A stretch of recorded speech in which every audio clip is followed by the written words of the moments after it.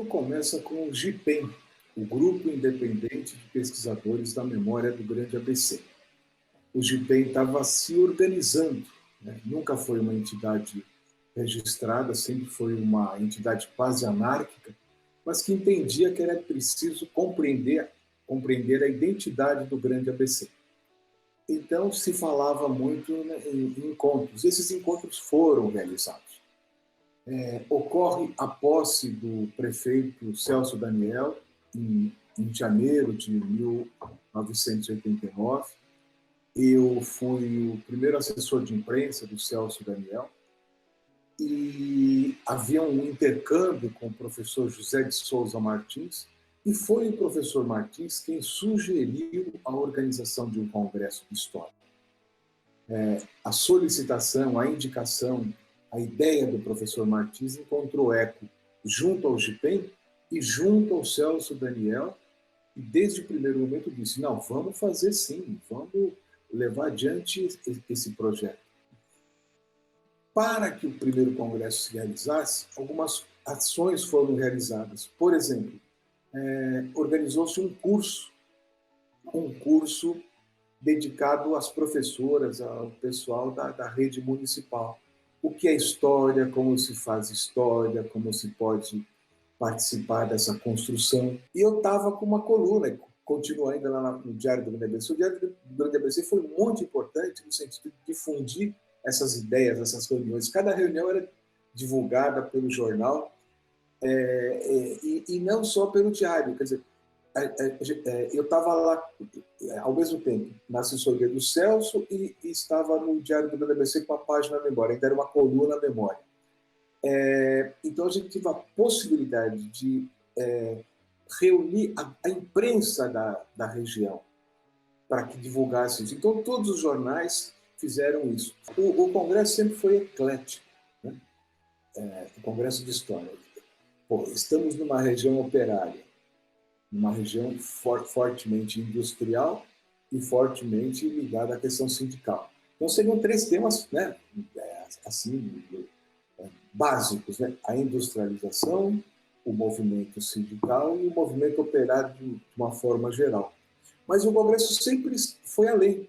Por exemplo, houve uma mesa, uma das mais frequentadas foi a do futebol, né?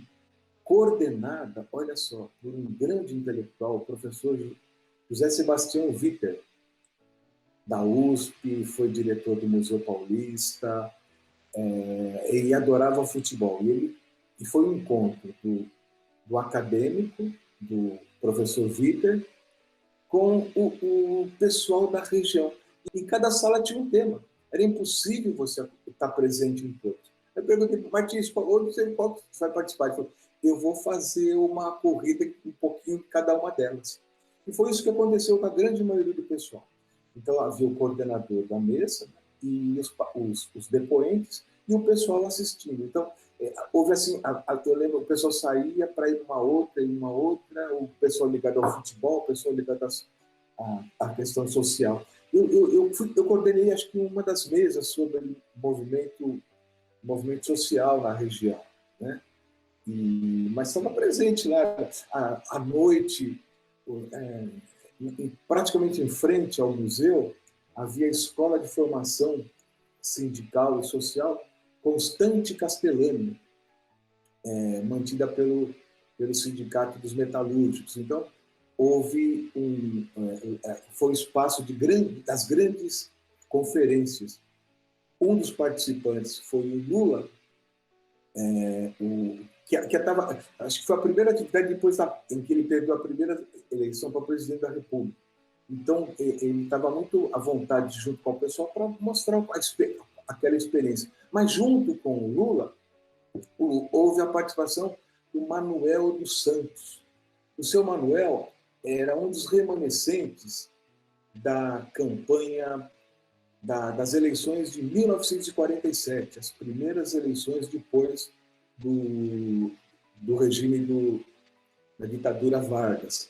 E ele foi, acho que, o quinto ou sexto melhor colocado, foi eleito, recebeu o diploma de vereador, como todos os demais. A eleição foi no dia 9 de novembro de 47, no dia 20, mais ou menos, de dezembro, houve a diplomação, de novembro houve a diplomação, e nenhum dos candidatos eleitos participou da posse, foram impedidos de participar. E essa história foi narrada pelo Manuel dos Santos numa noite em que o Constante Castelhano ficou pequeno, com a participação junto ao Lula. Então foi assim, uma coisa assim, foi um encontro de gerações. Cada pedacinho desse primeiro congresso foi como se fosse um trailer do que aconteceria. Qualquer área que você pensar estava lá pleiteado, porque foi amplamente, quase um ano de discussão para se criar isso. E não havia tantos trabalhos como aconteceram posteriormente. A universidade não participava tão diretamente com temas locais. Cada um dos temas mostrou que era possível pensar na identidade do Grande ABC a partir de uma temática que unisse o acadêmico e o não acadêmico. No início, o acadêmico era a minoria, porque a grande maioria eram os memorialistas. Hoje a coisa vai se invertendo. A grande contribuição do primeiro congresso e dos demais, junto com o GIPEM e com o esforço municipal de um prefeito, professor, que era o Celso Daniel, mostrou que o ABC poderia pensar em tantas e tantas outras possibilidades. Desde então, o congresso vem se realizando, sabe? De 2 em 2 anos, de repente, em 3 anos, mas sempre foi sendo realizado em rodízio nas 7 cidades, 2 vezes em cada uma das 7 cidades. Gostaria de fazer um apelo ao jovem, ao estudante, né?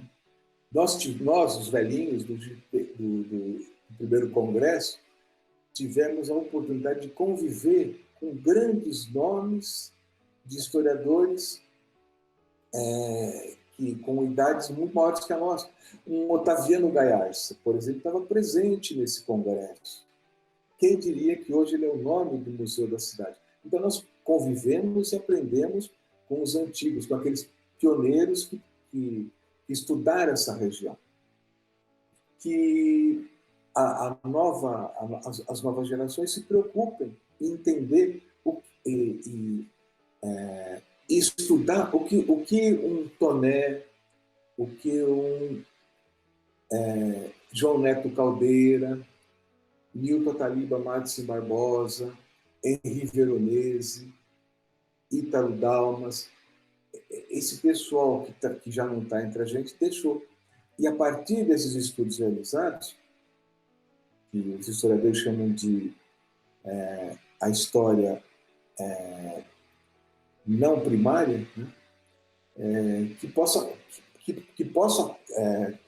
seguir adiante, descobrindo novas alternativas e novos elementos. Esse encontro de gerações deve ter que prosseguir.